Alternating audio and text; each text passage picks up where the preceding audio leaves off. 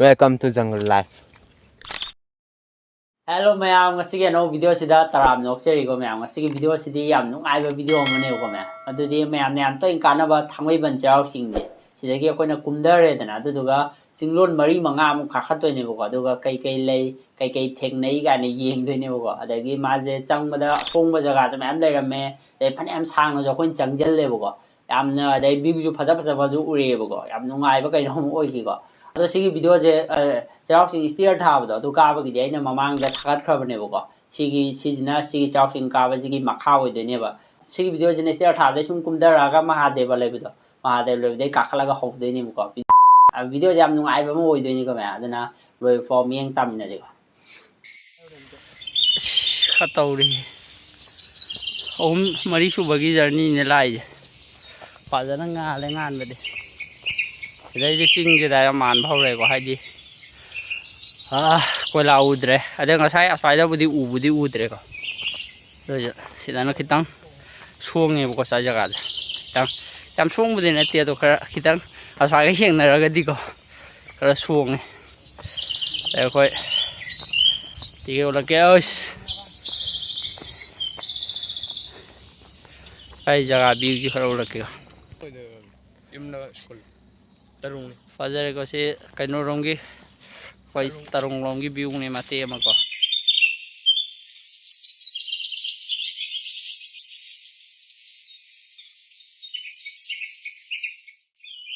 kapal ni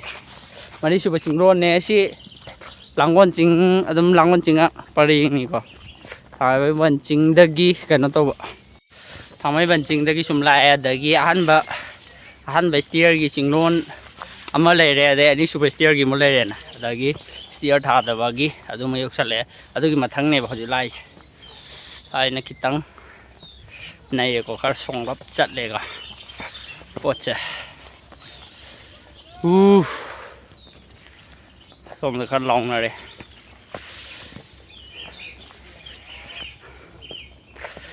yeah mang ga roi hanjan gre mati kan to la ko da ga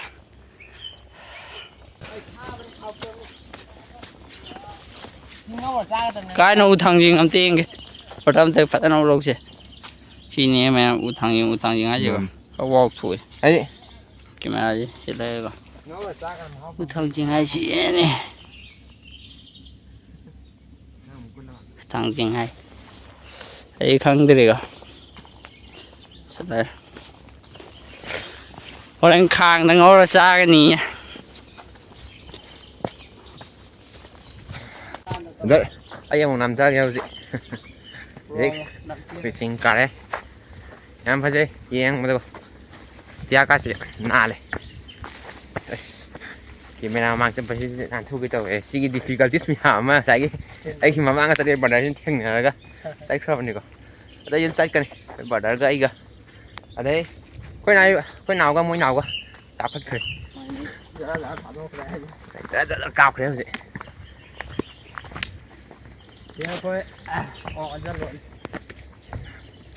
Sai vậy cây nó lây ra cái chứ có. Bà đã động chân lội bà đã làm ra ngang kì. Không sa cây lây ra cái chứ có xin đi thỉnh là ghê nó là bên này gọi rồi. Thầm tăng mày ăn được phải phá ra cái gì là kia xong phá ra cái chứ cái gì phá ra cái mày ăn được là cái này được cái đúng mà thằng là phải xin riêng này thì mày ăn phá que mày ăn ngay vô còn đi sang dân đi và nó hơi chứ upami mà bún xí lôi sân cái hay mà upami lùi rồi bố upami này hậu bằng ngầm rồi đó bố à bro nè bim nè uzaw để nó phúc pa cái đào ở trong nó mau chứ cái đào xem cái có sinh cái căng ở mấy thằng mà đấy có tôi sinh nè mà nè mà cái nồi kia nè cái đào kia nè mà nè sinh nó phù đấy có hồi lên cái nào thịnh là cái gì mà nè xin nó khulai ôi nè man này là cái này cơ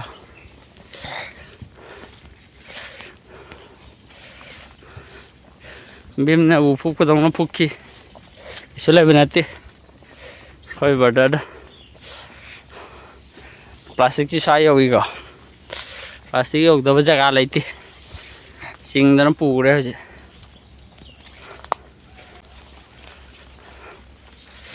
ꯆꯤꯡꯉ ꯄꯨꯔ ꯆꯠꯂꯤꯒ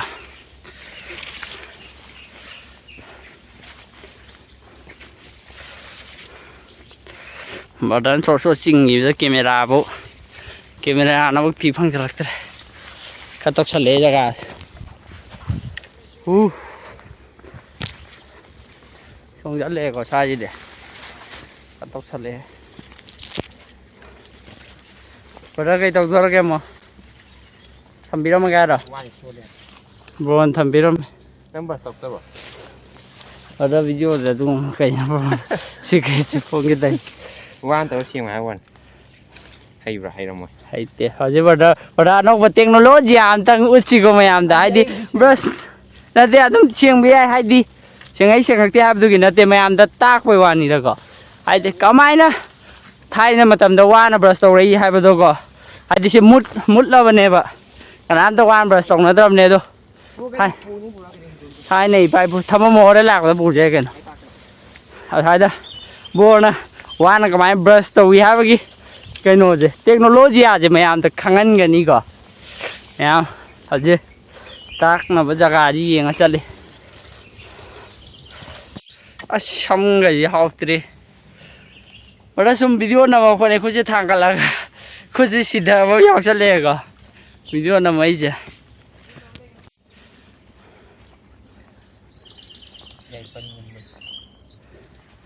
ꯌꯥꯏꯄꯟꯗꯤ ꯈꯪꯕꯣꯏꯔꯦ brother ꯀꯩꯅꯣꯅꯦ ꯏꯁꯤꯡ ꯌꯥꯏꯉꯪ ꯃꯥꯜꯂꯤꯗ ꯌꯥꯏꯉꯪ ꯃꯅꯝ ꯅꯝꯕ꯭ꯔꯣ ꯕ꯭ꯔꯣꯅ ꯀꯩꯅꯣꯝ ꯄꯨꯊꯣꯔꯛꯀꯗꯧꯔꯦꯀꯣ ꯁꯤ ꯀꯩꯅꯣ ꯊꯥꯔꯝꯕꯒꯤ ꯃꯑꯣꯡꯅꯤꯀꯣ ꯃꯣꯏꯁꯦ ꯊꯥꯔꯝꯃꯤꯔ ꯍꯧꯖꯔꯛꯏꯔ ꯈꯪꯗꯦ ꯍꯧꯖꯤꯛ ꯇꯥꯜꯂ ꯌꯦꯡꯉꯁꯤꯀꯣ ꯀꯩꯅꯣ ꯄꯥꯝꯕꯤꯁꯦ ꯃꯅꯥ ꯁꯤꯠꯂꯦ ꯃꯈꯣꯡ ꯌꯥꯏꯉꯪ ꯃꯥꯜꯂꯦ ꯍꯥꯏ ꯈꯣꯡꯎꯞꯇ ꯅꯦꯠꯁꯜꯂꯛꯀꯅꯨ ꯀꯣ ꯃꯇꯠ ꯑꯃ ꯊꯜꯂꯣ ꯃꯇꯦꯛ ꯑꯃ ꯊꯨꯗꯦꯛꯍꯜꯂꯁꯤꯀꯣ ꯄꯨꯂꯞꯇꯤ ꯐꯨꯛꯇꯣꯛꯑꯣꯏ ꯌꯥꯏꯉꯪꯅꯦ ꯌꯥꯏꯉꯪ ꯄꯥꯝꯕꯤ ꯑꯣꯏ ꯂꯩꯔꯝꯃꯦꯀꯣ ꯌꯥꯏꯉꯪ ꯑꯣꯏꯔꯦ ꯀꯩꯅꯣꯒꯤ ꯁꯅꯥ ꯌꯥꯏꯉꯪꯅꯤꯀꯣ ꯁꯤꯗꯤ ꯆꯤꯡꯗ ꯍꯧꯕꯁꯤ ꯁꯅꯥ ꯌꯥꯏꯉꯪꯅꯤ ꯇꯥꯡꯕꯅꯤꯀꯣ ꯍꯪꯒꯄꯥꯟꯅꯤꯀꯣ ꯂꯦꯖꯦꯟꯅꯤ ꯀꯩꯅꯣ ꯁꯤꯗꯩꯗ ꯍꯧꯔꯦ ꯐꯖꯔꯦꯀꯣ ꯌꯥꯏꯉꯪꯁꯦ ꯍꯣꯔꯦꯟ ꯆꯥꯔꯛꯀꯦ ꯆꯥꯕ ꯌꯥꯔꯦ ꯇꯟꯖꯥ ꯆꯥꯔꯒ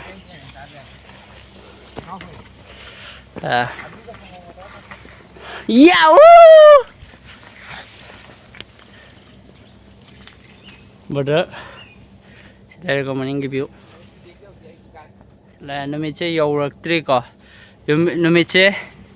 ꯏꯃꯥꯏꯗ ꯌꯧꯔꯛꯇ꯭ꯔꯤ ꯃꯊꯛꯇ ꯂꯩꯔꯤ ꯔꯣꯏ ꯕꯦꯕꯤ ꯒꯔꯜ ꯃꯥꯜꯂꯤ ꯍꯣꯏ ꯐꯨꯔꯤꯠ ꯍꯣꯏ ꯍꯧꯖꯤꯛ ꯀꯩꯅꯣꯝ ꯇꯧꯗꯣꯔꯦ ꯀꯣ ꯀꯩ ꯇꯧꯕꯤꯗꯣꯏꯅꯣ ꯕ꯭ꯔꯣ ꯇꯦꯛ ꯂꯥꯎꯔꯦꯀꯣ ꯕ꯭ꯔꯣ ꯚꯤꯝꯅ ꯒꯗꯥ ꯄꯥꯏꯕꯗꯧꯅ ꯍꯦꯛꯇ ꯇꯧꯏꯀꯣ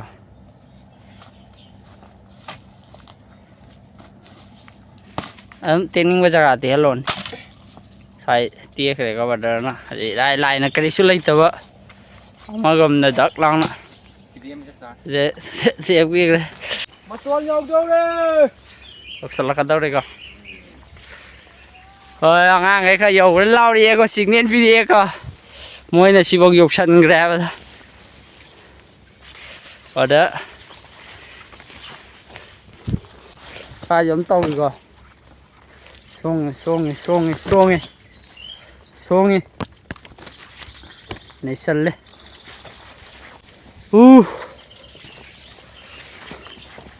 ꯑꯁ ꯀꯩꯅꯣ ꯁꯤ ꯀꯩꯅꯣ ꯀꯩꯅꯣꯁꯦ ꯆꯨ ꯃꯅꯥ ꯃꯥꯟꯕꯁꯦ ꯏꯅ ꯌꯥꯠꯄꯒ ꯌꯥꯎꯏꯀꯣ ꯃꯥꯏꯗ ꯀꯩꯗ ꯊꯦꯡꯉꯦ ꯕꯔꯗꯔ ꯇꯨꯄꯤ ꯀꯨꯞꯁꯟ ꯑꯗ ꯍꯧꯖꯤꯛ ꯇꯨꯄꯤ ꯀꯨꯞꯁꯟꯕꯩ ꯂꯨꯛꯁꯤ ꯑꯃꯨꯛ ꯌꯦꯡꯉꯨꯀꯣ ꯈꯨꯠꯇꯒ ꯆꯨꯕ ꯋꯥꯅꯤ ꯌꯥꯏꯉꯪꯗꯣ ꯈꯤꯇꯪ ꯄꯥꯏꯕꯗ ꯂꯦꯖꯦꯟꯗꯔꯤꯁꯤꯗ ꯃꯍꯧꯁꯥ ꯏꯃꯥꯒꯤ ꯍꯥꯔꯅ ꯕꯔꯗꯔ ꯁꯤ ꯂꯩꯔꯦꯀꯣ ꯕꯔꯗꯔ ꯁꯤ ꯂꯩꯔꯦ ꯍꯧꯖꯤꯛ ꯕꯔꯗꯔꯒꯤ ꯍꯦꯛ ꯑꯥꯗ ꯐꯥꯎꯗꯩꯕ ꯅꯨꯡꯁꯥꯁꯤ ꯌꯦꯡꯉꯨ ꯀꯌꯥꯝ ꯄꯣꯁ ꯇꯥꯅ ꯚ꯭ꯌꯨꯁꯦ ꯁꯤꯗꯤ ꯄꯋꯥꯔ ꯀꯥꯞꯊꯔꯛꯄꯩ ꯃꯑꯣꯡꯗꯅꯤꯀꯣ ꯁꯤ ꯆꯤꯡꯗꯣꯟ ꯑꯋꯥꯡꯕꯁꯤ ꯁꯤ ꯂꯥꯜꯂꯛꯑꯦ ꯊꯥꯡꯃꯩꯕꯟ ꯆꯤꯡꯗꯤ ꯂꯩꯍꯧꯔꯦ ꯎꯈꯤꯗ꯭ꯔꯦꯀꯣ ꯆꯤꯡ ꯎꯈꯤꯗ꯭ꯔꯦ ꯊꯥꯡꯃꯩꯕꯟ ꯆꯤꯡ ꯎꯈꯤꯗ꯭ꯔꯦ ꯑꯁꯣꯝ ꯊꯥꯡꯃꯩꯕꯟ ꯆꯤꯡꯗꯩ ꯂꯥꯛꯄꯅꯦꯀꯣ ꯑꯗꯒꯤ ꯁꯤꯒꯤ ꯍꯦꯛ ꯃꯊꯛꯇꯀꯣ ꯅꯨꯃꯤꯠꯀꯤ ꯃꯉꯥꯜꯁꯦ ꯌꯦꯡꯉꯨ ꯐꯖꯅ ꯍꯥꯏꯗꯤ ꯔꯦꯁꯦ ꯂꯩꯆꯤꯟꯅ ꯈꯔ ꯈꯜꯂꯒꯀꯣ ꯃꯉꯥꯟ ꯈꯔ ꯈꯛꯇꯅꯦꯕ ꯀꯥꯞꯊꯔꯛꯏꯁꯦ ꯌꯥꯝꯅ ꯐꯖꯕꯒꯤ ꯚ꯭ꯌꯨꯗꯨꯅꯤꯀꯣ ꯍꯧꯖꯤꯛ ꯎꯔꯤꯁꯦ ꯐꯖꯔꯦ ꯐꯖꯔꯦ ꯍꯧꯖꯤꯛ ꯕ꯭ꯔꯣꯅ ꯀꯩꯅꯣꯝꯃ ꯍꯥꯏꯈ꯭ꯔꯦꯀꯣ ꯕ꯭ꯔꯣ ꯑꯝꯇꯒ ꯃꯅꯤꯄꯨꯔꯤ ꯃꯥ ꯅꯨꯡꯁꯤꯌꯦ ꯑꯣ ꯍꯧꯖꯤꯛ ꯃꯅꯤꯄꯨꯔꯤ ꯃꯥ ꯅꯨꯡꯁꯤꯕ ꯂꯩꯇꯦ ꯍꯥꯏꯕꯗ ꯑꯣ ꯐꯪꯉꯦꯀꯣ ꯆꯤꯡꯗ ꯐꯪꯉꯦ ꯕ꯭ꯔꯗꯔ ꯐꯖꯔꯦ ꯚ꯭ꯌꯨꯁꯦ ꯁꯤ ꯍꯥꯏꯗꯅ ꯀꯥꯟꯗꯦꯀꯣ ꯐꯖꯔꯦ ꯁꯤ ꯃꯥꯁꯨ ꯅꯨꯡꯁꯤꯌꯦ ꯑꯁꯤ ꯃꯅꯤꯄꯨꯔꯤ ꯃꯥ ꯈꯛꯇ ꯅꯠꯇꯅꯀꯣ ꯄꯂꯦꯝꯄꯣꯛꯄꯤ ꯁꯤ ꯅꯨꯡꯁꯤ ꯌꯥꯏ ꯅꯁꯥ ꯄꯣꯛꯄ ꯅꯃꯥꯗꯕꯨ ꯅꯨꯡꯁꯤꯕ ꯉꯝꯗꯕ ꯅꯪꯅ ꯅꯃꯥ ꯃꯅꯤꯄꯨꯔꯤ ꯃꯥ ꯅꯨꯡꯁꯤꯗꯦ ꯕ꯭ꯔꯗꯔ ꯅꯃꯥ ꯍꯥꯟꯅ ꯅꯨꯡꯁꯤꯌꯨ ꯍꯥꯏꯕꯒꯤ ꯏꯁꯄꯤꯆ ꯑꯃ ꯂꯩ ꯐꯖꯔꯦ ꯁꯣꯝꯁꯤꯗꯤ ꯁꯤꯁꯦ ꯇꯨ ꯃꯉꯥꯟꯁꯦ ꯌꯥꯝ ꯊꯤꯅ ꯅꯥꯜꯂꯦꯕꯀꯣ ꯁꯤ ꯃꯊꯛꯁꯤꯗꯤ ꯌꯦꯡꯉꯨꯁꯦ ꯁꯤ ꯊꯥꯡꯃꯩꯕꯟ ꯆꯤꯡ ꯎꯗ꯭ꯔꯦꯀꯣ ꯐꯅꯌꯥꯝ ꯁꯥꯡꯅ ꯂꯥꯛꯄꯅꯀꯣ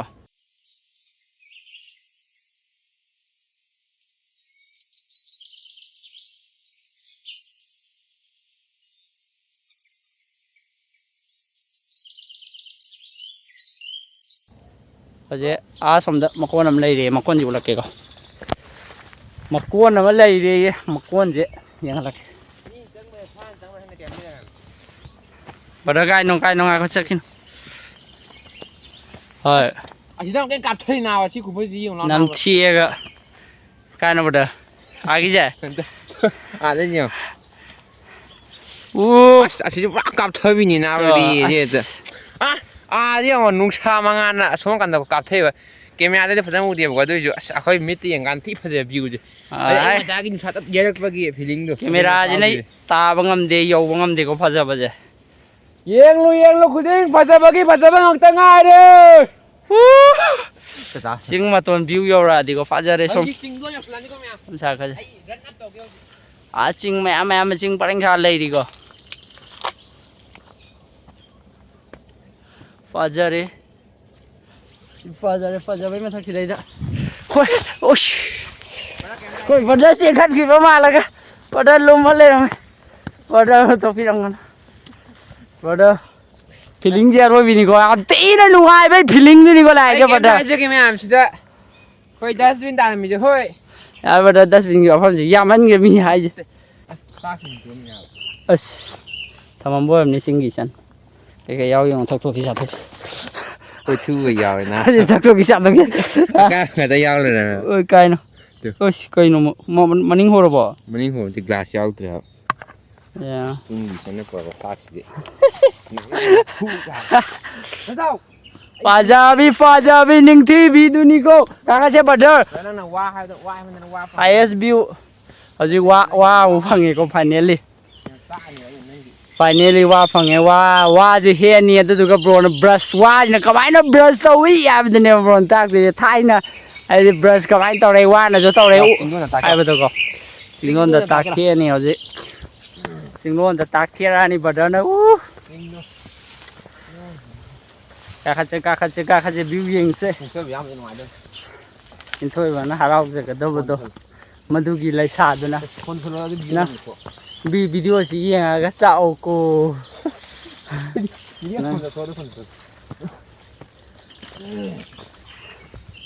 ꯃꯥ ꯐꯣꯟ ꯇꯧꯔꯛꯀꯅꯤ ꯍꯧꯒꯠꯂꯗꯤ ꯇꯨꯝꯃꯝꯒꯤꯅꯤ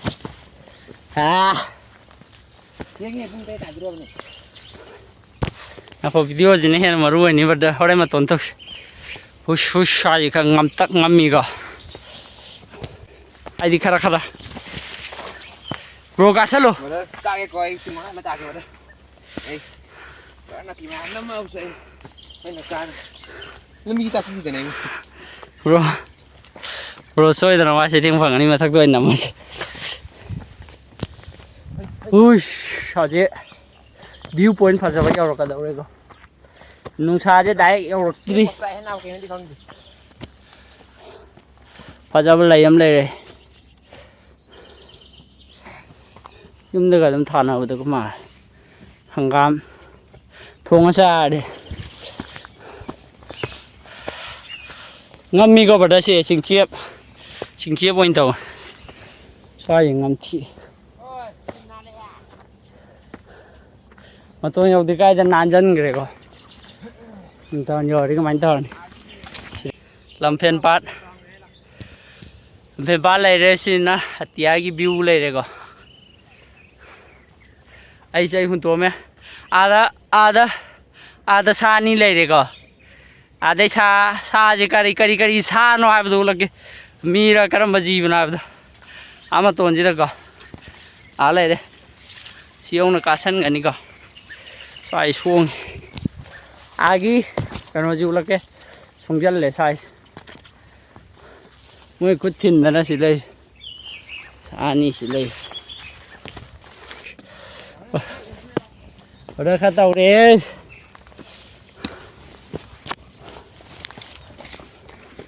sukses lagi itu kamu coba itu lagi fajar wa uma una ya udah gak suka fajar bam leh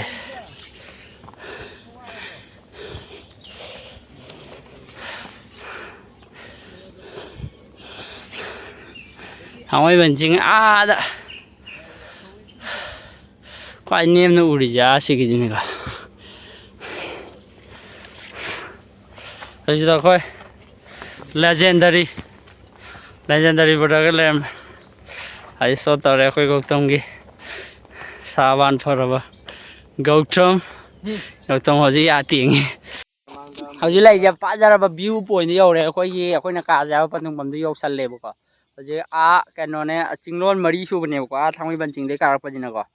yauре sidai yaubagi view je ulake ko adi chingina alai re ko agi khwai nem bajira akhoi ahan bada khwai nem bajidai karak pane agi si mathang ani si akhoi manga su bata re dudi mari su re agi chingdon matumam lai re mathang ani su lai re mathang ahum su ba samai lai re ko dai karak pane agi mai view je somsa ge view numit che yaurak tri ko pung budi kano tare taruk alai tare do cingdadi nami yaudri kano na khan ngar dai som sai chi kano rongi langko longpun gi tagi songi semalare adagi lampen palare ko padi pajare ade som sai ki view ko ati ajin semalare licence बुद्धि थाद्रे को साई सी चिंगे था दो मानते आदगी आदे के no बुद्धि Thai को कोई पार्टी के लाओ होंगे याऊ लाओ रे फोटो नंग काती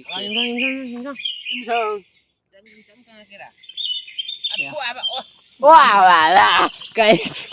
photo cả cha dùng sang ngày khát chát lệ có taro ôn này mai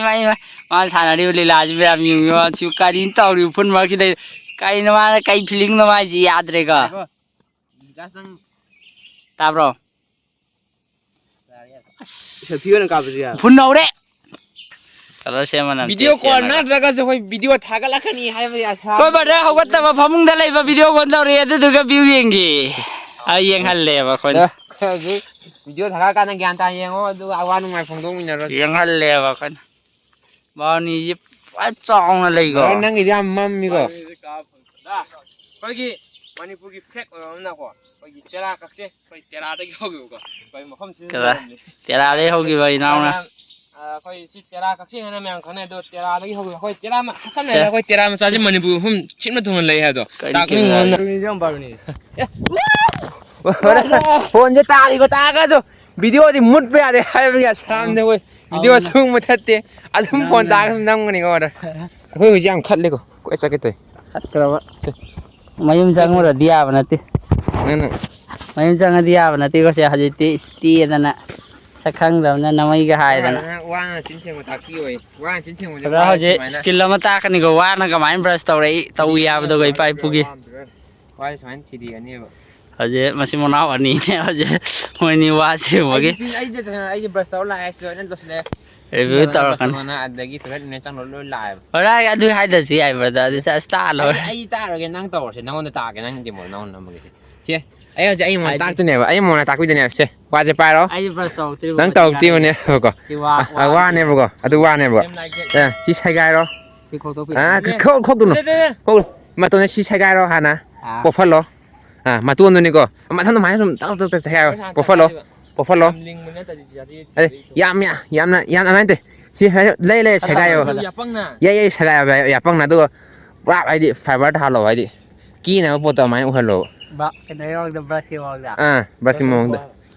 ไอ้ดินั่นวะเนี่ยอะดูกันเนี่ย Ada. ไอ้ดิ Ở đây mọi người เจ๊ có lẽ ไอ้แกว่าเชียงไม่ทำแบบคอยว่าสิจะกินมาดิแอนตี้ออกซิเจนนั่นเลยหัวคอยเอ็งว่าตาตาว่ากีบรัสเชียงเลยใช่ไหมคอยกีไล่จุกันเข้าเลยยากีไล่คงเลยชีวิตจะเฉลยเลยยาจะงอกตัวเลยทำแบบบรัสเชียง sau rồi lâu rồi kiểu là ว่านั่นน่ะแค่ experience ตัวให้มันจนเอาจะใครเราอะดูต่อมาตัวตัว เสียงไปกันแล้ว ป้าล้อก่อนป้าล้อก็หมายนะกี่ขนาดนะเชียงตัวไปว่าเนี่ยก็นั่งกี่อาทิตย์คงดูก็นั่งกี่หาหุ่มมันนี่ตักตรีอาทิตย์คงเชียงตัวไปว่าเนี่ยก็ ใจด้วยนะสุบุมใจด้วยนะทำไมไอ้วันนั้นตอนนั้นกี่ ไอ้จีขังดิใช่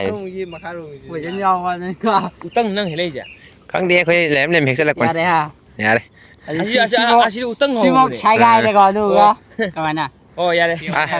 ใช่กันเลยกัน นั่นเลยยายตัวอุตั้งเฉียงแบบดิอุตั้งเฉียงไอ้เจ้านายร้อยเกียร์เลย phải xiên ở đâu này อาชีพอุตั้งไอ้ผู้อุจิยาเดียวว่ายาจิกว่า Unity siêu anh này ว่าตัวนี้เจ้ว่าตัวนี้ nhưng mà đi ai tàu này thì ya đi hai đi mà coi ยาเลยตากัน รู้ตัวว่าจะยาเดียร์เดียร์ตัวชีมันดีใช้ไกด์นั่นนี่ ยิ่งใหญ่ก็แต่งทั่วนะนั่น เขา นี่ เรีย แล้ว กอุตั้งยาเฉียงแบบดี กันตัวรู้สึก เดี๋ยวมันตุ่มนั่นเต้มันตักตัว อันน่ะเส้นนั่นตัวเอ้ย สมัยนะยับสมัยนะยับ เส้นอันน่ะ ยับยาเลย ที่ยารักกินเนี่ย ยานี่กูตุยเจกันตรงนี้ ยังกันapa kau jadi apa itu tahu kayak gitu brush ตัวนั่งสมัยตัว bro brush ตัวจริงสมัยตัวคนหายไปเนี่ยสมัยนั้นมาทำข้าวตัวหายไปเนี่ย brush ตัวกูจะ แล้วสมัยทุกอะไรก็ซีบอกกินบิวเลยก็มาชิคายแล้วก็ แต่ใช่นะปกติถั่วแต่เนี่ยดูก็ตัวตัวเนี่ย ตัวเราขนาดนั้นนั่งนำสโลนั่งนำสโลกันมาแล้ว หังกุยฮอตเป็นไงหังกุยฮอต หังกุยดิ อะไรหังกุยฮอต มาเด้อนักคุยวันนั้นเราอย่างนิ่งเลยจ้ะวิดีโอวันนั้นนิ่งเลยนี่อินเทอร์เน็ตสั่ง สายไปชี้สั่ง เชื่อไงก็ได้ อ่ะได้ใช่ไหมได้ใช่ที่กันเด้สมัยไปนะอ่ะฉันเชื่ออะไรฉันนะนัดที่เนี่ยยากิมาชิโนชิวานี่นะ ชิว่าสมัยเลยดิ สมัยวันนี้หรอฉันเชื่ออะไร เอ๊ะเจ้ากรุ๊ปของตัวมาให้ชี้ใหญ่สิเรียบร้อยรถเฉลยกันหมดเลย วันนั้นรัวเลยก็สมัยเชียงมวยเลยไม่ใครช่วยเลยมวยทำได้ดิงงไปเลยก็สมัยใช้ไงพี่เรา แล้วก็วิดีโอเอ็น rest of video agak banyak sih mau nonton dari mana sih yang apa ada kayak pokok ada na palam ya yang dia pada itu buat celuk sih tabra ya ตาย pada isi apa sa kayak kemarin dia tahu nih yang gitu cing dah ก็สิ่งที่เขาฟังบอกเขายิงโกลแล้วมันเนี่ย natural goal ก็อีเตะสมัครเจ yang sari gab dong tahu itu kan kayak nama nam nganam nam โอ้ ไป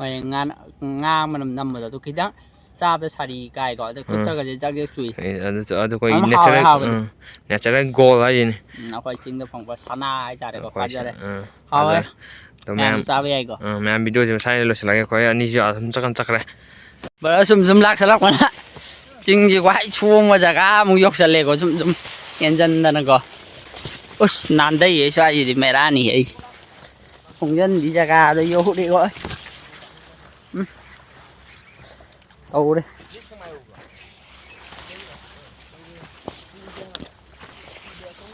ปันฟูงนี่ก็ใช่เดี๋ยว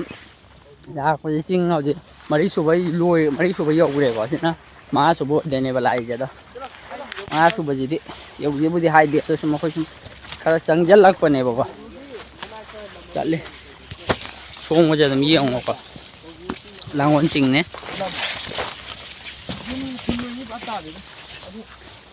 tahu tak ini gua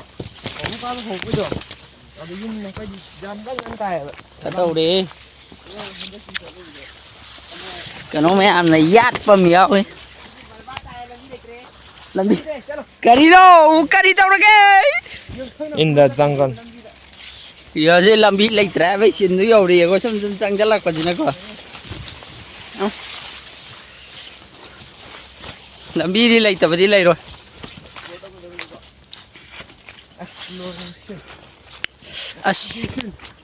yang jam đó ham là cái họ với tao mày gì xài đi gam thằng tao đấy xin thì chỉ bảo ăn cái cali cơ bảo ăn cái cali cơ để cho oni cha làm đi học tới cùng vậy quý em nè quý em sáng quý em là làm gì ngập bùi ꯁꯤ ꯑꯗꯨꯝ ꯄꯨꯟꯁꯤꯂꯣꯛ ꯁꯤ ꯋꯥꯡꯉꯤꯁꯤ ꯑꯣꯏꯗꯣꯏ ꯅꯠꯇ꯭ꯔꯣ ꯋꯥꯠꯂꯤ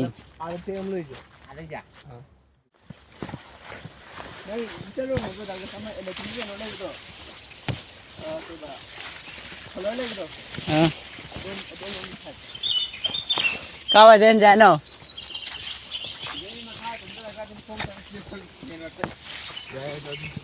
Tiro se, iya nggak sih tahu aja.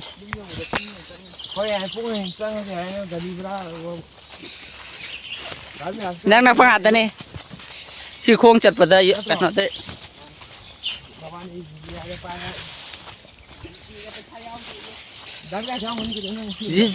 GPA company itu phone tawar pesa kapal kan?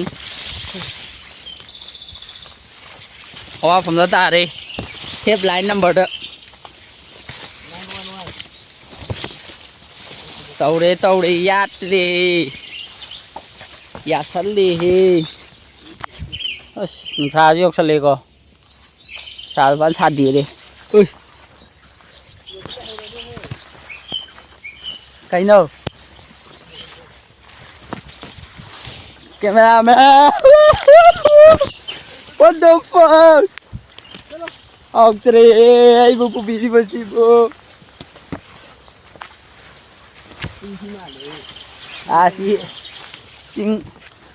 chinh mga su ở đây này có lại chưa chị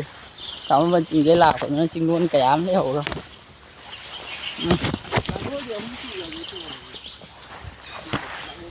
tao vẫn chinh ngạt này vậy thằng ấy chi cái nồi chụp lăng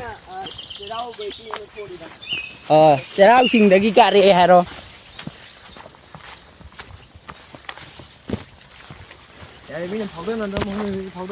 đó tàu đây co nà pi mèm nè mai tạ bì là sao mà mai tạ bì đây brush tông đập suan nó toàn bị đấy ha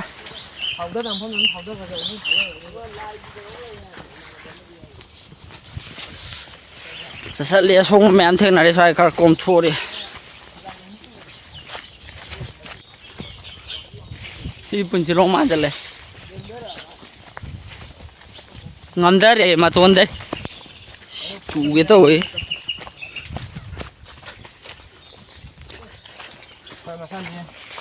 magic tao nắm đó mà lại xem con rồi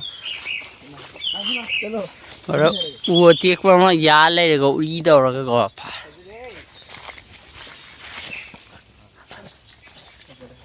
sao vậy gì đấy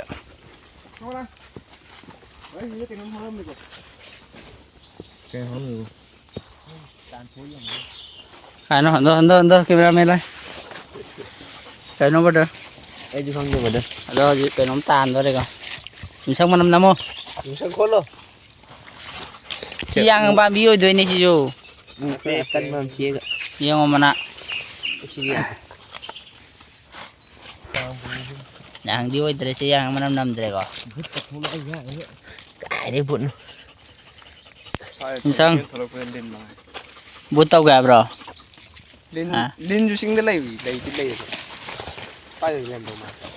bữa phục tết là gì đó đây bữa hắn đâu đi chứ bữa tang mà thay này cái nói mi này coi chị pam bi gì nè mi mana sẽ lên mana chỉ căng này còn ngang dễ lệ cái đấy bữa mana u đây cái nó liệp phải xả làm ấy exploration tour cái mà hi ban mà nó đã dạng mà năm đi thay đi hết cái nạc hành tàu đi dạng trái kênh và nó phăng rồi ban phăng hút chân gì đó thì bắt đầu hút chân gì kèm phăng thì cái này kèm điều làm như thế này không processing giờ sẽ nó hình dầu rồi nè sinh mà năm ai biết năm này nó có khôi quay ông áo mà sinh nén khắp đi sinh nén khắp đi đây cơ hay hậu về quan khang quan sinh man đi sinh rồi sinh lấy gì một quan khang là vậy ơi asi jaga gì mà chỉ cả là cái si mẹ mua để sao luôn ra cái máy tàu tàu biết anh gì Giang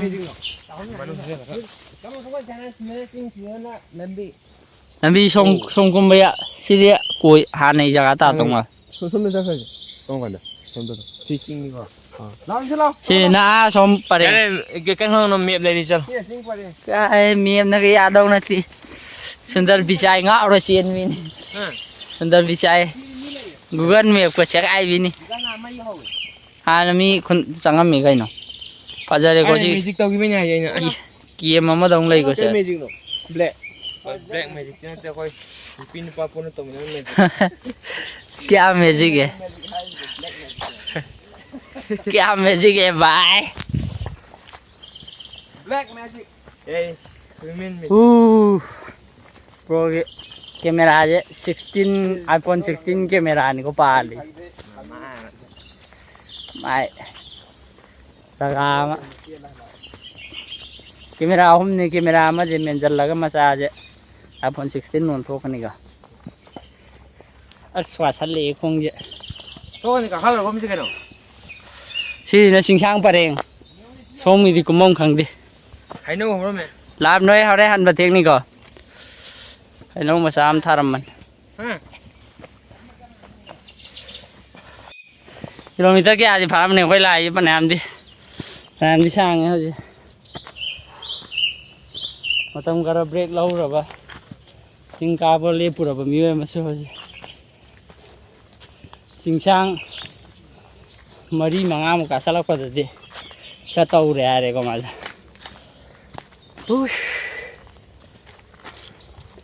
ꯂꯝꯕꯤꯁꯦ ꯂꯣꯏꯕ ꯅꯥꯏꯗꯦ ꯑꯗꯨꯝ ꯂꯩ ꯋꯥ ꯉꯥꯡꯕ ꯋꯥꯁꯜꯂꯛꯄꯒꯤ ꯇꯟꯖꯥ ꯍꯥꯏꯕꯁꯨ ꯌꯧꯔꯛꯑꯦ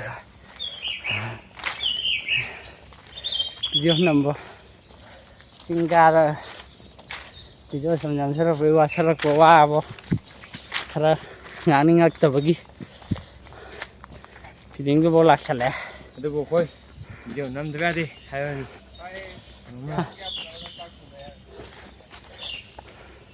ꯁꯤꯅꯤ ꯄꯥꯜꯂꯤꯁꯦ ꯍꯣꯏ ꯑꯩ ꯑꯃꯨꯛ ꯌꯦꯡꯉꯒꯦꯀꯣ ꯁꯤ ꯎꯁꯤꯗꯩ ꯀꯦꯜꯂꯛꯄ ꯃꯥꯜꯂꯦꯕꯀꯣ ꯑꯩꯈꯣꯏ ꯏꯅꯥꯎꯁꯤꯅ ꯌꯦꯡꯀꯅꯤ ꯍꯩꯒꯨꯝꯕꯔ ꯀꯩꯅꯣ ꯊꯨꯒꯥꯏꯌꯣ ꯍꯣꯏ ꯑꯩꯈꯣꯏꯅꯗꯤ ꯊꯨꯒꯥꯏ ꯉꯝꯃꯔꯣꯏꯀꯣ ꯑꯩꯈꯣꯏ ꯄꯣꯠ ꯀꯩꯝ ꯌꯥꯎꯔꯛꯇꯦꯕꯀꯣ ꯑꯗꯨꯅ ꯑꯦꯛꯁꯄ꯭ꯂꯣꯔ ꯇꯧꯒꯅꯤ ꯈꯣꯡꯅ ꯍꯦꯛꯇ ꯈꯥꯏꯅꯦ ꯈꯥꯏ ꯀꯜꯂꯤꯀꯣ ꯁꯤ ꯀꯩꯅꯣ ꯑꯩꯁꯨ ꯈꯪꯗꯦ ꯁꯤ ꯑꯗꯨꯝ ꯑꯩꯈꯣꯏ ꯃꯅꯨꯡꯁꯦ ꯑꯁꯤꯗ ꯄꯥꯜꯂ ꯀꯦꯜꯂꯛꯄ ꯃꯥꯜꯂꯦꯕꯀꯣ ꯇꯥ ꯂꯩꯔꯝꯃꯦ ꯍꯣꯏ ꯁꯦꯒꯥꯏ ꯌꯦꯡꯉꯦ ꯑꯁ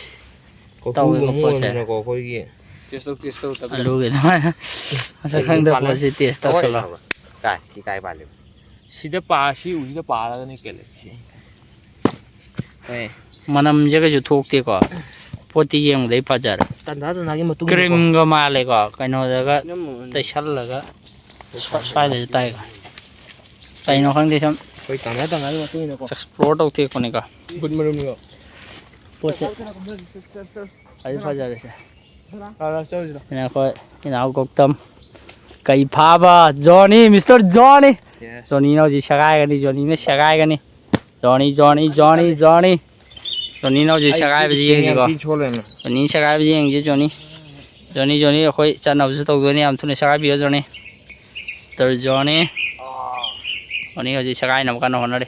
ꯁꯦꯒꯥꯏꯗ꯭ꯔꯦ ꯂꯣꯏꯈ꯭ꯔꯦꯀꯣ ꯉꯝꯈ꯭ꯔꯦꯀꯣ ꯁꯦ ꯄꯣꯠꯁꯦ ꯁꯤꯅꯤ ꯃꯅꯝꯁꯦ ꯀꯩꯝꯇꯗꯤ ꯅꯝꯗꯦ ꯍꯥꯔꯒꯨꯝꯕ ꯀꯩꯅꯣꯒꯤ ꯃꯑꯣꯡꯁꯨ ꯃꯥꯜꯂꯤꯀꯣ ꯎꯊꯛꯇ ꯄꯥꯟꯕ ꯍꯥꯔ ꯍꯥꯏꯇꯥꯔꯦꯀꯣ ꯍꯣꯏ ꯑꯗꯨꯝ ꯍꯨꯟꯇꯣꯛꯑ ꯊꯝꯃꯒꯦ ꯁꯤ ꯀꯩꯅꯣ ꯈꯪꯗꯦ ꯈꯪꯉꯗꯤ ꯑꯗꯨꯝ ꯍꯥꯏꯖꯟꯕꯤꯔꯛꯑꯣꯀꯣ ꯄꯣꯠꯁꯦ ꯊꯦꯡꯅꯔꯤꯁꯦ ꯖꯥꯠ ꯖꯥꯠꯅꯤ ꯅꯨꯡꯁꯥꯁꯨ ꯐꯖꯅ ꯁꯥꯒꯠꯂꯛꯑꯦ ꯂꯥꯏꯁꯨ ꯁꯥꯡꯉꯦꯀꯣ ꯁꯝꯗꯐꯝꯁꯦ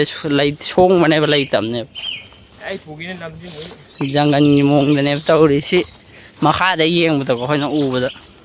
ꯂꯝꯕꯤ ꯊꯣꯡꯕ ꯂꯣꯏ ꯀꯩꯅꯣ ꯑꯩꯈꯣꯏꯒꯤ ꯂꯝꯕꯤ ꯒꯧꯇꯝ ꯂꯦꯖꯦꯟꯗꯔꯤ ꯑꯩꯈꯣꯏ ꯐꯖꯕ ꯑꯩꯈꯣꯏ ꯀꯩꯅꯣ ꯁꯤꯕꯣ ꯅꯦꯆꯔꯦꯜ ꯕ꯭ꯌꯨꯇꯤ ꯑꯃꯅꯦ ꯃꯁꯦ ꯐꯖꯩꯀꯣ ꯁꯤ ꯀꯪꯉꯁꯨ ꯐꯖꯩ ꯇꯦꯁꯨ ꯐꯖꯩ ꯑꯗꯨꯝ ꯐꯖꯩ ꯑꯗꯨꯅ ꯇꯣ ꯐꯖꯔꯦꯀꯣ ꯒꯦꯝ ꯁꯦ ꯁꯥꯟꯅꯕꯩ ꯎꯒ ꯈꯥꯏ ꯂꯩꯔꯦ ꯌꯨꯝꯁꯪꯒꯤ ꯀꯂꯔꯅꯤꯀꯣ ꯒꯣꯜꯗꯟ ꯀꯩꯕ ꯂꯥꯕ ꯒꯣꯜꯗꯟ ꯔꯤꯇ꯭ꯔꯤꯚꯔꯒꯤ ꯀꯂꯔ ꯑꯃꯁꯨ ꯐꯪꯉꯦꯀꯣ ꯁꯤꯗꯁꯨ ꯂꯩꯔꯦ ꯍꯧꯖꯤꯛ ꯍꯧꯖꯤꯛ ꯂꯥꯛꯏꯕ ꯀꯩꯅꯣꯁꯦꯀꯣ ꯃꯉꯥ ꯁꯨꯕ ꯆꯤꯡ ꯂꯣꯟꯅꯤꯀꯣ ꯊꯥꯡꯃꯩꯕꯟ ꯂꯩꯔꯥꯏꯁꯦ ꯆꯤꯡ ꯃꯔꯤꯃꯨꯛ ꯂꯥꯟꯊꯣꯛꯈ꯭ꯔꯦ ꯑꯗꯒꯤ ꯍꯧꯖꯤꯛ ꯌꯧꯗꯣꯏꯁꯤꯅ ꯃꯉꯥ ꯁꯨꯕꯅꯦꯀꯣ ꯃꯉꯥ ꯁꯨꯕꯗꯩꯗꯤ ꯍꯜꯂꯁꯦꯅꯀꯣ ꯋꯥꯅꯔꯦꯕ ꯃꯌꯥꯝꯁꯦ ꯑꯗꯨꯅ ꯍꯜꯂꯅꯤ ꯁꯤ natural orchid natural orchid brother ꯍꯧꯖꯤꯛ ꯀꯥꯁꯟꯈꯤꯗꯣꯔꯦꯀꯣ ꯕꯔꯗꯔ ꯌꯥꯗꯦ ꯁꯠ ꯀꯥꯁꯜꯂꯦ FC BMW brother somno mulo brother show me your face brother udo kange ko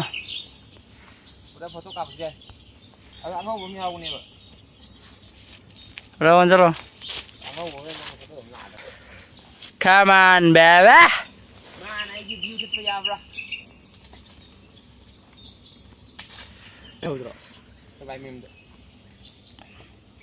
sida golden retriever amsu leire color golden retriever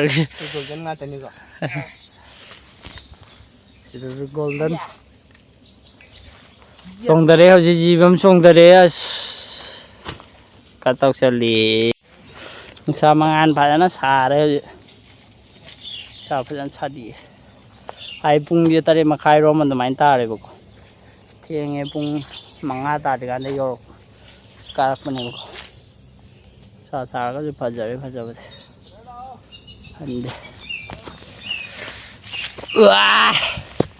लंबी खत्ता उड़ेगा खत्ता उड़े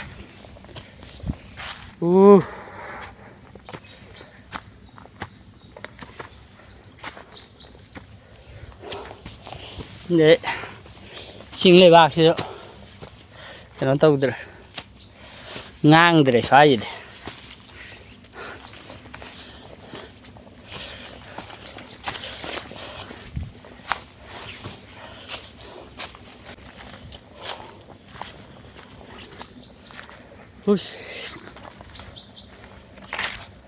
तौरे मथौदी फजना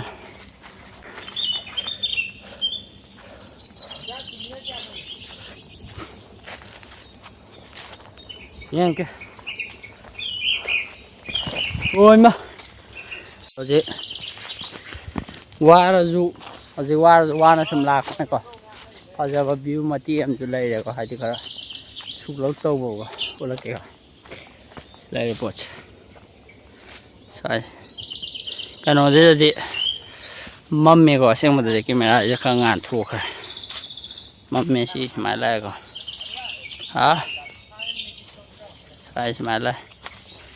मा लाए सिदैसि वागा मा हौरेको दैदा ए उ अमजु मराजे फुगा लेको समोमदा तुदरागा सी पाजाबा कनो मोइरेको कनोजिददि ngalले दगी सिगी सांगकपजिददि ब्रोसी फजाबजि तम नमगिदर सी लेको पोचे तगो नालाय मालाय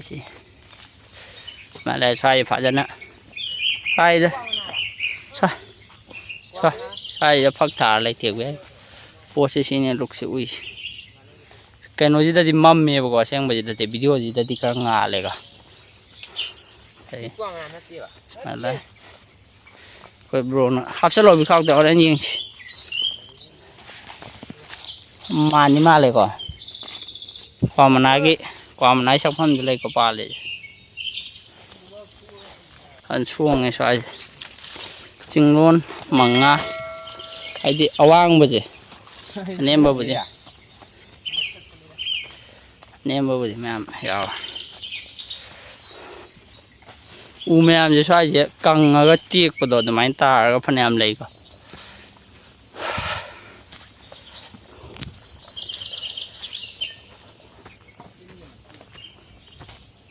मनिंग जो ana sup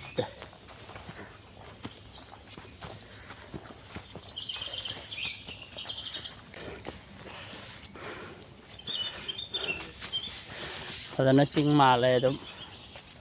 येंबदा फजबा चिंगी डायरेक्ट व्यू तो फजना अदुम फंगेको side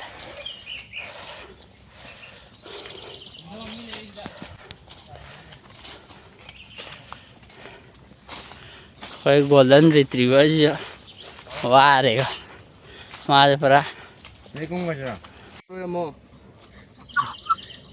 ini sudah San thong mo man nasawa rin. madalis calling madalis calling tamo lah nih Atang wala ka niya ma. Hojik atang pathan na isin na beda Para lai je kilometer kaya mo ram beda kilometer mga hilaman. Sige yung last. Bukan may ting last. sing sang gì mà thế cậu tâm bra sadan mà mini kau siêu một con là thế này kau siêu một con giảm này là sao siêu một con này cũng nada sao bị này kau ta siêu siêu tàu đây kau ya mà hay này sai kau có chứ ya una đây này kau sai đi chứ siêu một con chứ kipat giờ rồi lại cho phần em sang giờ lẹ có đó video gì mà sang ngày ai ốc sợi cái này kia waton yok dir mà phải gì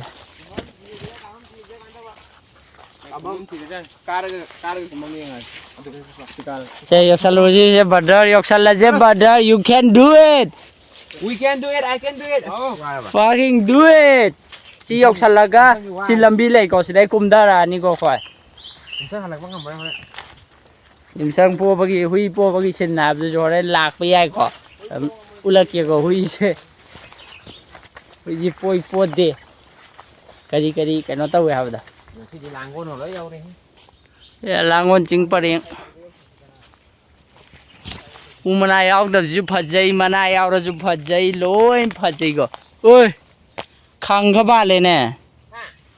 khang gai bra khang tingang ba le do manam di chen di khang anam lai jo khang bra tingang di pambi tingang di ba le manam man natti manam nam di ai khang ma lo khang ka ngau hao này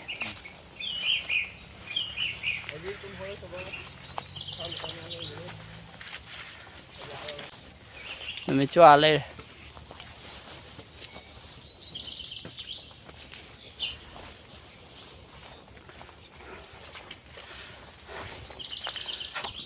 finally sum lại ai cu bám bi ông bán ra lên với một hồi phải xem video này ai cu ông bán ra lên với ai cu cha ni là sang gì trong sang cái video cả đâu anh không mở cái cô Mahal hindi ka. Mahal hindi di rồi. ai massage em tia ni nadraga lamo masala mo khar studio aso udo studio na singdaro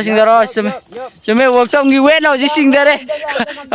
aji yong singdare yong ye mathak tong pai khali amukum phao do mo thom phare ko ji phare oh phare phá mà sai áo cái ko aje ayong ne kam jadri go sing budi kha kathai ai ku chara le la ni haje ku cha ngang ni hai dia khoi jangan gila se ku cha je se dum video am tanam yaro ko tam video am tanam Namo sa phanta sa singjala ka pambi singjala sa ni ko cha je ung yamadana kam do ba dra yin ama mayang yum loi ta ne mai ka big ka thon se ilai ko cha mari mak cha ge ko Aku di hao. Singin. sidi ngai ya mo kha ga cô ba aku yang hing pan phai Này cô. Em hao ai cô gì em? kia le gau đó jangan la Welcome to jungle life. Ai thiếu tới cái tầm TikTok rồi. kalau via dem em Khoa mẹ là lòng không? mà hu ga Thành cái lòng thì đeo với nhau bắt này. Nhím được bù được ạ. ram ta ga ama tang pen cha cái ada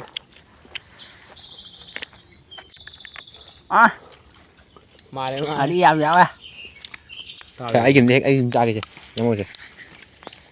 ꯇꯧꯇꯝ ꯆꯥꯔꯗ ꯆꯥ ꯆꯥꯔꯝ ꯊꯥꯏꯅ ꯆꯠꯂꯒ ꯇꯧꯇꯝꯗꯤ ꯇꯨꯡꯒꯤ ꯈꯜꯂꯦꯕꯀꯣ ꯄꯤꯛꯆꯔꯒꯤ ꯄꯤꯈꯥꯎ ꯍꯥꯞꯆꯜꯂꯧꯕ ꯃꯥ ꯈꯜꯂꯤꯁꯦꯀꯣ ꯂꯝꯕꯤ ꯆꯥꯕ ꯇꯧꯔꯦ ꯕꯗ꯭ꯔ ꯃꯈꯣꯡꯒ ꯀꯛ ꯀꯛ ꯂꯥꯎꯋꯦ ꯅꯣꯏ 50-50 ꯇꯧꯁꯦ ꯑꯗꯩ ꯑꯃ ꯆꯥꯃꯤꯟꯅ ꯏꯕꯥꯅꯤ ꯌꯦꯟꯅꯁꯦ ꯑꯩ ꯀꯧꯇꯝꯅ ꯍꯣꯔꯦꯟ ꯇꯨꯡꯒꯤ ꯈꯟꯕ ꯏꯅꯥꯎꯅꯤꯀꯣ ꯑꯩ ꯂꯝꯕꯤꯗ ꯍꯣꯔꯦꯟ ꯑꯩꯈꯣꯏꯅ ꯉꯥꯛꯇꯪꯒꯤ ꯆꯥꯅꯕ ꯈꯜꯂꯨꯕꯅꯤꯒ ꯃꯥ ꯂꯣꯏ ꯍꯦꯛ ꯆꯠꯂꯦ ꯃꯁꯥꯁꯦ ꯇꯦꯛꯍꯟꯅꯤꯡꯗꯅ ꯇꯦꯛꯈꯤꯕ ꯅꯠꯇꯦ ꯋꯥꯔꯧꯕꯤ ꯌꯥꯗꯦ ꯑꯗꯨꯝ ꯍꯦꯛ ꯆꯠꯂꯣ ꯈꯔ ꯇꯝꯕ ꯉꯝꯗꯕ ꯑꯩ ꯑꯗꯨꯝ ꯍꯣꯔꯦꯟ 50-50 ꯇꯧꯔꯁꯤ 50-50 ꯇꯧꯁꯦ ꯍꯥꯏꯒ꯭ꯔꯦ ꯌꯨꯝꯁꯪꯗꯤ ꯃꯥꯁꯨ ꯍꯩꯀꯨ ꯂꯪꯖꯟꯕꯅꯦ ꯍꯩꯀꯨ ꯆꯥꯏꯀꯣ ꯁꯦ ꯑꯃꯒꯗꯤ ꯄꯤꯖꯒꯦ ꯁꯦ ꯑꯆꯥ ꯃꯥꯁꯨ ꯋꯥꯔꯦꯕꯀꯣ ꯏꯁꯤꯡꯐꯧ ꯊꯛꯅꯤꯡꯉꯥꯏ ꯂꯩꯇ꯭ꯔꯦꯕ ꯍꯧꯖꯤꯛ ꯀꯟꯗꯤꯁꯟꯁꯦ ꯌꯦꯟ ꯉꯧꯔꯁꯦ ꯑꯗꯨꯅ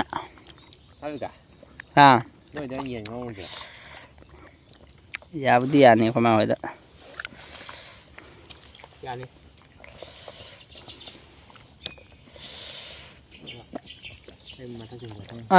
ꯑꯣꯊꯣꯔꯛꯑꯦ ꯌꯨꯝꯁꯪꯁꯦ ꯁꯤ ꯑꯇꯣꯞꯄꯗꯤ ꯂꯩꯖꯔꯅꯤ ꯁꯤꯈꯩ ꯍꯦꯗꯤ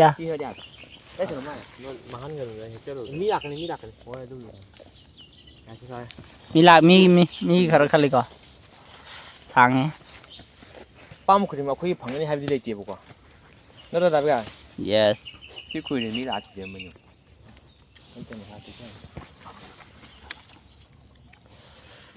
ꯑꯁꯤ ꯃꯤꯔꯥꯡ ꯊꯨꯔꯛꯏꯁꯤ ꯌꯦꯡꯉꯨꯀꯣ ꯂꯥꯞ ꯌꯦꯡꯕꯗ ꯑꯗꯨꯝ ꯄꯥꯏꯔꯦꯅ ꯊꯥꯔꯣꯟꯗꯤ ꯃꯥꯏ ꯍꯪꯅꯕꯤ ꯇꯧꯔꯤꯌꯦ ꯐꯤꯂꯤꯡ ꯑꯃ ꯂꯥꯛꯑꯦ ꯃꯥ ꯁꯤ ꯍꯨꯏ ꯕꯤꯌꯥ ꯍꯨꯏ ꯆꯥ ꯍꯥꯎꯕꯅꯤ ꯍꯧꯔꯒ ꯃꯥꯎꯔꯅꯤ ꯆꯠꯂꯣ ꯌꯥꯔꯦ ꯀꯨꯝꯃ ꯂꯥꯎ ꯃꯈꯥ ꯀꯨꯝꯃꯁꯤ ꯑꯩ ꯄꯥꯏꯕꯤꯔꯛꯀꯦ ꯑꯩꯈꯣꯏ ꯁꯤꯒꯤ ꯃꯁꯥꯏ ꯊꯨꯔꯤꯈꯤꯕ ꯉꯁꯥꯏꯗꯩ ꯀꯥꯔꯛꯄꯗ ꯍꯩꯀꯨꯁꯤ ꯈꯛꯇꯅꯤꯀꯣ ꯆꯥꯕ ꯌꯥꯕ ꯍꯧꯖꯤꯛ ꯆꯥ ꯐꯪ ꯆꯥꯏꯁꯦ ꯐꯅꯌꯥꯝ ꯀꯥꯔꯛꯄꯁꯤꯗꯩꯗ ꯑꯃ ꯄꯥꯜꯍꯧꯔꯦ ꯑꯃ ꯄꯥꯜꯍꯧꯔꯦ ꯑꯃ ꯃꯥꯡꯍꯟꯕ ꯌꯥꯗꯦꯀꯣ ꯃꯥꯡꯍꯟꯕ ꯌꯥꯗꯦ ꯐꯪꯈ꯭ꯔꯦ ꯆꯥꯊꯣꯛꯀꯅꯤ ꯄꯥꯜꯍꯧꯕ ꯕꯗꯔ ꯐꯖꯅ ꯆꯥꯊꯤꯀꯣ ꯑꯗꯣ ꯍꯧꯖꯤꯛ ꯀꯩ ꯍꯩ ꯃꯇꯝ ꯑꯗꯨ ꯀꯨꯝꯊꯔꯛꯑꯅꯤ ꯅꯣꯕꯥꯞ ꯆꯣꯔꯐꯣꯟ ꯍꯩꯇꯨꯞ ꯉꯔꯥꯡ ꯆꯥꯏꯗ ꯅꯣꯕꯥꯞ ꯄꯥꯜꯂꯝꯃꯗꯤ ꯑꯩꯈꯣꯏ ꯏꯁꯤꯡ ꯃꯈꯣꯡ ꯌꯥꯝꯕꯩꯗ ꯍꯟꯗꯛ ꯆꯠꯈꯤꯕ ꯑꯁꯤꯗ ꯎꯔ ꯀꯩꯅꯣ ꯂꯩ ꯐꯖꯕ ꯑꯃ ꯍꯧꯈꯤꯕꯅꯤꯀꯣ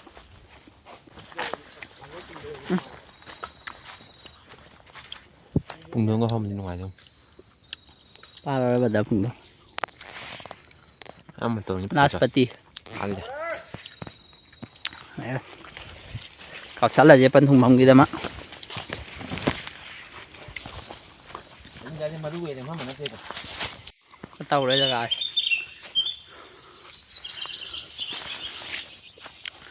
ꯃꯇꯣꯟ ꯌꯧꯔꯝꯗꯥꯏꯒꯤ ꯉꯝꯈꯠꯂꯛꯄꯤꯗꯣ ꯁꯤ ꯇꯥꯏꯃꯤꯡꯗꯨ ꯅꯥꯜꯂꯦ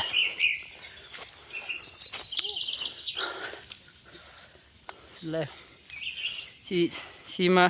ꯁꯤ ꯃꯉꯥ ꯁꯨꯕ ꯑꯣꯏꯗꯧ ꯃꯥꯜꯂꯦ ꯁꯤꯃ ꯌꯧꯔꯦ ꯑꯗꯒꯤ ꯑꯥꯒꯤꯗꯤ ꯌꯧꯔꯦ ꯑꯗꯩ ꯑꯁꯣꯝ ꯃꯈꯥꯗꯩ ꯁꯨꯝ ꯂꯥꯛꯏꯅꯦꯕ ꯆꯤꯡꯁꯦ ꯃꯦꯟ ꯔꯣꯗꯇꯩ ꯃꯈꯥꯗꯩ ꯂꯥꯛꯄꯅꯤꯅ ꯄꯔꯦꯡ ꯁꯤ ꯃꯈꯣꯟꯒ ꯇꯥꯏ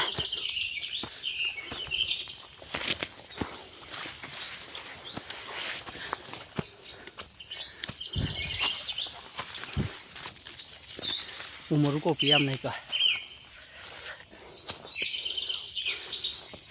ꯍꯟꯇꯛ ꯌꯧꯔꯀꯥꯟꯗ ꯑꯃꯨꯛ ꯆꯠꯂꯛꯀꯦ 2,000 years later. ꯃꯇꯣꯟ ꯌꯧꯁꯜꯂꯦꯕꯀꯣ ꯃꯇꯣꯟ ꯌꯧꯁꯜꯂꯦ ꯂꯥꯡꯒꯣꯜ ꯃꯅꯨꯡꯅꯦ ꯑꯗꯨꯝ ꯐꯖꯩ ꯁꯤꯗꯁꯨ ꯂꯧ ꯂꯩꯌꯦꯕꯀꯣ ꯂꯧꯁꯦ ꯑꯗꯨꯝ ꯐꯖꯅ ꯂꯩ ꯆꯔꯨꯒ ꯃꯇꯦꯛ ꯃꯇꯦꯛꯀ ꯄꯩꯔꯒ ꯀꯦꯝꯒꯤ ꯃꯑꯣꯡꯗꯅꯦ ꯂꯩꯊꯦꯛꯏꯁꯦꯀꯣ ꯐꯖꯩ ꯑꯩꯈꯣꯏꯅ ꯀꯥꯔꯤꯁꯦ ꯁꯤ ꯆꯤꯡꯁꯥꯡ ꯀꯥꯔꯦ ꯑꯗꯩ ꯁꯤ ꯁꯨꯃꯥꯏꯅ ꯀꯥꯔꯦ ꯁꯤ ꯀꯥꯔꯦ ꯑꯗꯩ ꯑꯁꯣꯝꯗꯁꯨ ꯂꯩꯍꯧꯔꯦꯀꯣ ꯁꯤ ꯈꯟꯈ꯭ꯔꯦ ꯂꯧꯕꯨꯛꯀꯤ ꯀꯩꯅꯣꯁꯦ ꯌꯦꯡꯉꯣ ꯃꯅꯤꯄꯨꯔꯒꯤ ꯂꯧꯕꯨꯛ ꯃꯌꯥꯝꯁꯦ ꯌꯦꯡꯉꯨꯅꯦ ꯈꯨꯟ ꯇꯥꯔꯤꯕ ꯒꯥꯔꯤꯁꯨ ꯌꯥꯝꯕ ꯅꯠꯇꯦꯕ ꯁꯤꯗꯩꯗ ꯆꯦꯡ ꯇꯥꯡꯗꯅ ꯋꯥꯗꯅ ꯁꯤꯗꯩꯗ ꯆꯦꯡ ꯇꯥꯡꯉꯦꯅ ꯋꯥꯅꯔꯤꯅꯦꯕ ꯁꯨꯝꯅꯒꯤ ꯑꯃꯨ ꯖꯒꯥ ꯇꯥꯏꯌꯦ ꯁꯤ ꯈꯛꯇꯅꯦꯕ ꯈꯨꯟ ꯂꯩꯁꯦ ꯑꯇꯩ ꯂꯧꯕꯨꯛ ꯉꯥꯛꯇꯅꯦꯕ ꯂꯧꯕꯨꯛꯅꯗꯤ ꯌꯥꯝ ꯁꯣꯝꯁꯦ ꯕꯤꯁꯦꯝꯄꯨꯔ ꯔꯣꯝ ꯃꯣꯏꯔꯥꯡ ꯂꯣꯝ ꯁꯥꯏꯠꯇꯣ ꯃꯥꯜꯂꯦ ꯂꯧꯕꯨꯛꯁꯦ ꯃꯆꯥ ꯀꯦꯝꯗꯧꯅ ꯂꯩ ꯃꯅꯤꯡꯗ ꯕꯣꯁꯀꯤ ꯀꯩꯅꯣꯁꯦ ꯁꯤ ꯀꯨꯝꯊꯔꯁꯤꯔꯥ ꯁꯤ ꯌꯧꯔꯦ ꯃꯇꯣꯟ ꯁꯤ ꯀꯨꯝꯊꯔꯒ ꯂꯝꯕꯤ ꯊꯤꯔ ꯌꯨꯝ ꯇꯥꯟꯅ ꯆꯠꯈꯤꯕ ꯂꯝꯕꯤ ꯌꯥꯜꯂꯦ ꯁꯝꯁꯥꯏꯁꯦ ꯈꯪꯗꯦꯍꯦ ꯂꯥꯞꯄꯦ ꯁꯝꯁꯥꯏꯁꯦ ꯁꯦꯕꯔꯗ ꯃꯦꯞ ꯌꯦꯡꯊꯤꯌꯣ ꯃꯦꯞꯇꯤ ꯑꯩ ꯌꯦꯡꯗꯦ